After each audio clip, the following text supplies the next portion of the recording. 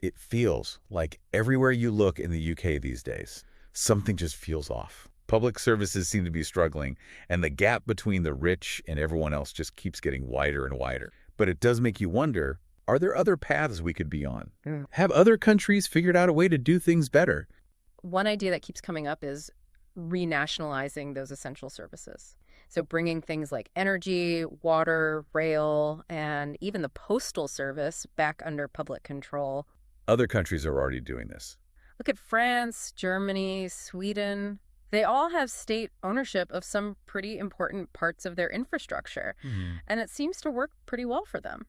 And another interesting idea that we've heard is setting up a public banking system. Imagine getting a mortgage without having to pay an arm and a leg, or loans that actually help your community and savings accounts that are safe and secure. With public banking, the goal wouldn't be making tons of profit. It would be providing affordable financial services to everyone. It's such a different way of thinking, shifting the focus from squeezing every penny out of people to actually helping them. And then there's the big issue of taxes. Right. It always feels like ordinary people are the ones paying the most, while the super rich and big companies find all sorts of ways to get out of paying their share. And when people talk about a wealth tax on multimillionaires and billionaires, it's about making sure that everyone is contributing fairly. Right. Everyone chipping in based on how much they can actually afford. Exactly. And it's not just about how much tax we collect either. Right. It's about where the wealth ends up going. Yeah. There's a lot of talk about stopping something called rentier exploitation. Yeah. What does that actually mean? So rentier exploitation basically means making huge profits just from owning things. It's about getting away from this idea that housing is just another way to make a quick buck. But it goes beyond housing, too. Oh, really? It's about looking at excessive profits from things like intellectual property. Okay. Or owning essential natural resources. Right. Anything where people are getting rich without actually doing much. And what's important to remember is that changing all of this isn't impossible. We could shift away from this obsession with making money off of each other and actually start focusing on things that matter. We could renationalize things, reform the tax system, and make regulations much stronger and more independent. Okay, so if all of that is possible and other countries are already doing it better than us, Yeah. what can we learn from them? So let's start with energy. France, Norway, and Sweden. Right. What are they doing differently? Well, in France, most of the energy sector is run by the state. Okay. EDF is the main player for producing and distributing electricity. So what does that mean for people in France? Well, because they're not just focused on making as much profit as possible, their electricity prices tend to be more stable. Okay. And sometimes they're even lower than ours in the UK. And the government can actually step in and cap prices if things get out of control. Oh, wow. Like they did in 2022. Okay. Plus, they've been investing heavily in nuclear power. So that makes up a big chunk of their electricity supply. It's really different from what we're seeing here in the UK. It is. Our energy companies made tons of money last year, while everyone else struggled to pay their bills. And then there's Norway. Right. They've got all that oil and gas. Yeah. But they've taken a completely different approach. Norway's approach to oil and gas is amazing. They've mostly kept it state-owned through this company called Equinor.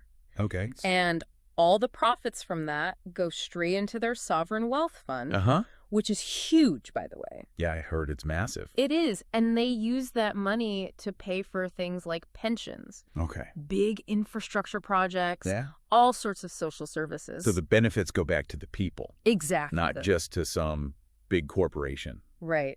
So Norwegians end up with cheaper energy and tons of investment in renewable energy. It's hard not to compare that with what happened in the UK. Yeah. We sold off our North Sea oil back in the 80s, Right. and all that money just went to private companies. It's a real shame. And what's even more impressive about Norway's fund, they have these safeguards in place to make sure it's managed well over the long term and to prevent politicians from meddling with it. Oh, wow. It's like they learned from mistakes other countries made with similar funds in the past. That's really smart. It is. So what about Sweden? What's their energy story? Sweden's got Vattenfall, which is their biggest energy provider. Okay. It's state-owned. And just like in Norway, their profits mostly go back into the system, upgrading their infrastructure and developing new renewable energy. Wow. Plus, a lot of Swedish cities have their own local energy providers. Oh, really? Yeah. And they're all publicly owned. Wow. Their main goal is keeping prices stable for people. So different from here. Totally. It's all about maximizing profits here. Yeah. And then there's water. Right. Privatized water companies in England have been a total disaster. Yeah, everyone's unhappy about that. So how are other countries handling this? Well, take the Netherlands, for example. Their laws actually say that all water companies have to be publicly owned. Oh, No private companies are allowed to profit from water. so what does that mean in practice? Well, it means lower prices for everyone. Okay. It means tons of investment in infrastructure because they put the profits back into the system. And it means much higher environmental standards. Oh, wow. So they don't have the same problems with sewage being dumped in rivers like we do. It's night and day compared to England. Yeah. Our private water companies are just taking money out of the system Right. while everything falls apart. It's ridiculous. And what about Germany? Germany's been interesting to watch. Oh, yeah. They've had a bunch of cities that actually reversed privatization of their water. Really? Yeah. They're bringing it back under public control. Okay. It's called remunicipalization. So they privatized and then realized it was a mistake. Yeah, a lot of them saw prices going up and service quality going down. Mm-hmm. So they decided to take back control. So it is possible to undo privatization. It is. Berlin's a great example. Oh, yeah. They privatized in 1999, but people got really upset about high bills and bad service. Uh-huh. So the city bought it back in 2013. And what happened? Well, prices stabilized, and now they're investing all the profits back into the city's water system. It proves that things can change. And France is another one to watch, right? Yeah. They've traditionally had a lot of private companies involved in water, But more and more places are starting to renationalize. like Paris. Yeah. They took back control of their water in 2010. They kicked out the big private water companies. Uh-huh. And it's been great. Lower prices for everyone and more money to fix things up. So even if things have been privatized for a long time, it's not too late to change. Public transport is another area where the UK feels so far behind, especially compared to other European countries. So what are they doing that we're not? Germany did something really interesting in 2023. They introduced this nationwide travel pass for just 49 euros a month. It covers pretty much every kind of public transport. Trains, buses, trams, the whole lot. And they did it to make public transport more affordable for everyone. And in their big cities, their public transport systems are amazing. They're well-funded, and they have these huge networks. Okay. Plus, the services run all the time. It's the opposite of what we have here. Our train system is a mess. Yeah, it's expensive and unreliable. Exactly. Yeah. And what about those Japanese bullet trains? Everyone talks about how great they are. Yeah, the Shinkansen is famous for a reason. So are they publicly owned? Technically, they're run by private companies. Okay. But the government has a lot of control. There are really strict regulations, and the government kind of oversees everything. What's really different is that they're focused on providing frequent, on-time, high-speed service. And they're always investing in keeping the system up to date. Again, so different from the UK. Yeah, It's all about profit here, sadly, yeah. not about serving the public. Well, Switzerland's another one that's always praised for its public transport. Switzerland's rail network, the SBB, is fantastic. It's publicly owned. Yeah. And everything runs like clockwork. The trains are on time, they're comfortable, and the prices are reasonable. And how do they manage that? Well, because it's publicly owned, all the profits go back into making it better. And all the different types of transport are really well coordinated. Okay. Plus, their timetables are super organized. It sounds so efficient. It is. Everything works together. It's the opposite of the chaos here. Yeah. We got all these different private companies all doing their own thing. So healthcare is another big one. Yeah. The Nordic countries and Spain. So how do their healthcare systems work? Denmark and Sweden both have completely public healthcare systems. Everyone's covered. And their hospitals are mostly run by the state. They're all about taking care of patients, not about making money, which means their costs are much lower. And healthcare workers tend to be happier there. They have better pay and better working conditions. So they're probably less likely to leave, right? Right. They're not burnt out and overworked like they are here. Wow. It sounds like a different world. It really is. Our NHS is struggling. Costs are rising. And in some places, the quality just isn't there. And what's Spain doing with medicines? Spain's doing something pretty cool with pharmaceuticals. Okay. They've got a lot of public ownership in their medicine production. Oh, interesting. So essential medications are actually affordable. That makes sense. It prevents the kind of price gouging we see here in the UK. Yeah. You know, where drug companies can charge whatever they want because the NHS has no choice but to pay. And on top of that, Spain has this great network of public hospitals. Okay. So healthcare is easy to access and doesn't cost a fortune. So we've talked about energy, water, transport, healthcare. Mm-hmm. What about how those countries are dealing with wealth and taxes? Yeah, progressive taxation and wealth redistribution are big topics. Right. Norway's tax system is set up so that rich people pay a bigger share. And they use that money to fund things like education, healthcare, public transport. All the essential things. Exactly. And they've got these strict rules to prevent people from dodging taxes. You know, like those loopholes and offshore accounts that people in the UK use. It's interesting that Denmark has such strong unions. Yeah, their union membership is incredibly high, and that means they have a lot of power. They fight for fair wages, job security, reasonable working hours, good parental leave policies. Wow. All sorts of things. So they have a real impact on how the economy works. Absolutely. It's the opposite of what's happened to the UK. Our unions have gotten weaker. Wages haven't kept up, and people are worried about losing their jobs. And that strong union presence in Denmark, Yeah. it really helps to spread the wealth around more evenly. People have more money and they're more secure. And what about Germany? What's their secret? Germany's got this rule where workers have to be represented on company boards. Oh, wow. So when big decisions are being made, the workers have a say. It prevents CEOs from making crazy amounts of money, and it helps to keep wages fair for everyone else. That's another big difference from the UK. It is. Our CEOs seem to get richer and richer, while everyone else struggles to make ends meet. It's not sustainable. So when you look at all of these examples, it seems like there are some common threads. Public ownership works, progressive taxation helps to reduce inequality, and investing in public services makes the economy stronger for everyone. It's proof that things don't have to be the way they are. These countries show that different choices can lead to much fairer outcomes. But how do you convince the people who are already incredibly wealthy that a fairer system is actually in their best interest too? They might think that they're better off with low taxes and everyone else struggling. Right. It's a tough sell. But the key is appealing to their self-interest, Okay. showing them how everyone benefits when things are more equitable.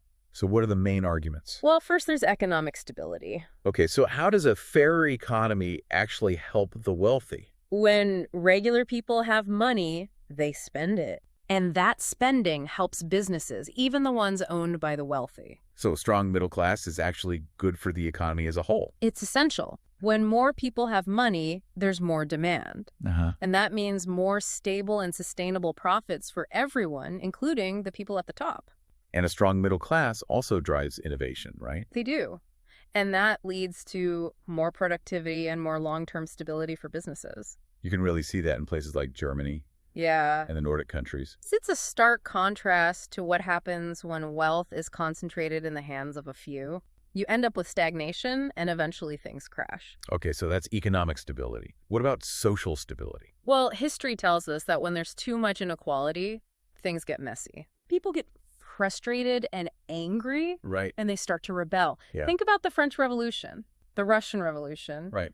all the unrest in Latin America. So more equal society is actually safer for everyone. Absolutely, even the wealthy. Because when people feel like they have a fair shot, there's less crime. And the rich don't have to live in fortresses surrounded by guards. It's about creating a society where everyone feels safe and secure. And a lot of studies have shown that it's not just poverty that leads to crime. Right. It's inequality. It's the gap between the rich and the poor. The bigger the gap, the more crime. Exactly. So even if you're wealthy, living in a more equal society is in your best interest. You're more likely to be safe and happy. Right. And so are your children. So what's the next argument? It's about long-term profitability. So basically, chasing short-term profits can actually backfire. You might make a quick buck, but in the long run, you could end up hurting yourself. Think about companies like Sears or Kodak. Yeah. They were all about squeezing out every last bit of profit. They didn't invest in their workers or try to innovate. In the end, they lost everything. The lesson is that to be successful in the long run, you need to take a different approach. Okay. You need to invest in your employees. You need to be creative and come up with new ideas. Right. And monopolies and unchecked greed just make things worse. They stifle innovation and everyone loses out. It's important to remember that a lot of the most successful companies today got their start thanks to public investment. Apple, Google, Microsoft. Oh, wow. They all benefited from government funding for research and infrastructure. So a healthy public sector actually helps the private sector too. It does. It's all connected. It's a symbiotic relationship. And when the public sector is struggling, everyone suffers. Even the wealthiest investors? So that brings us to reputation and legacy.